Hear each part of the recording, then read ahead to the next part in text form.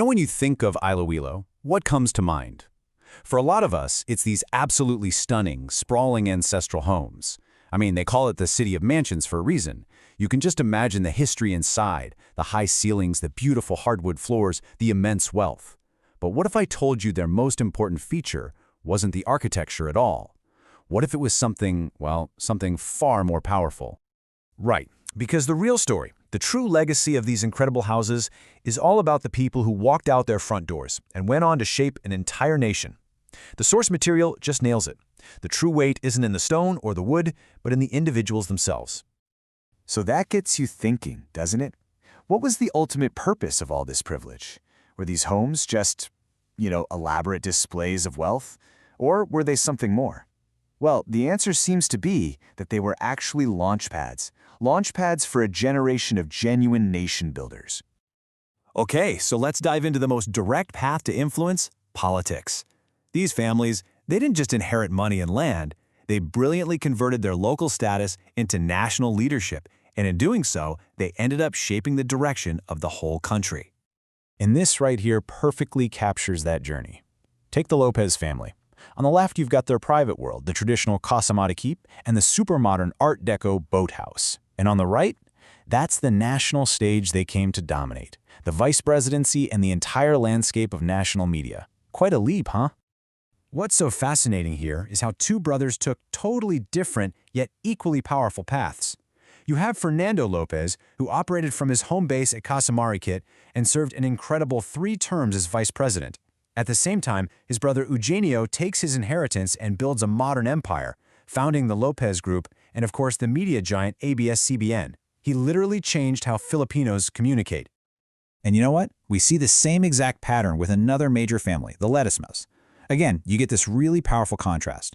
From the private elegance of the Don Joaquin Ledesma mansion and the famous Eagle House, 2 key figures emerged to serve, not just in the Philippine Senate, but right at the helm of Iloilo City itself.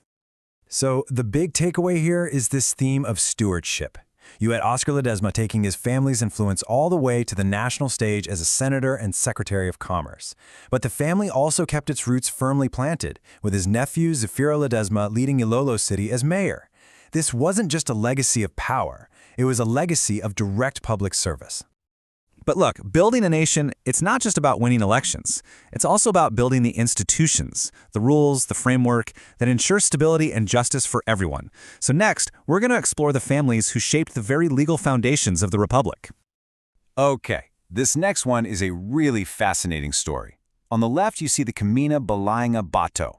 It's a traditional stone house, a symbol of discipline, strength, and heritage. And on the right, the highest court in the entire country, the Supreme Court. The thread connecting these two is one remarkable man, Ramon Avanceña. Think about that. Raised in that very stone house, Avanceña basically embodied its values of integrity and discipline. He rose all the way to become Chief Justice of the Supreme Court, and his time there became the benchmark, the absolute gold standard for judicial integrity in the Philippines. In a way, his home didn't just house him, it forged his character. And that dedication to the law? It didn't stop there. Take the Lopez Vitos.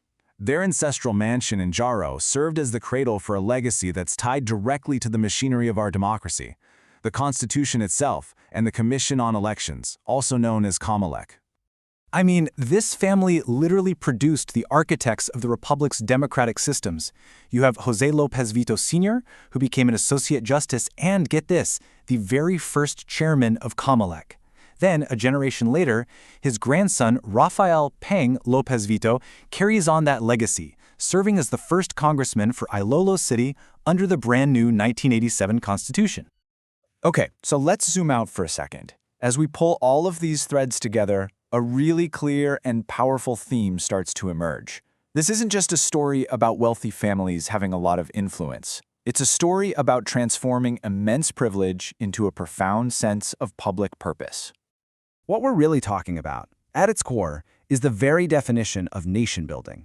And it's defined here as a conscious choice, the choice to take the advantages you were born with and use them not just for yourself, but to build something lasting, something that serves everyone.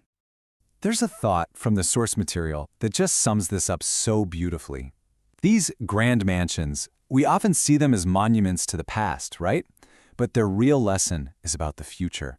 It's about this idea that maybe the greatest thing a person can do is to outgrow the very walls that raised them and build something bigger than themselves, something for the whole country.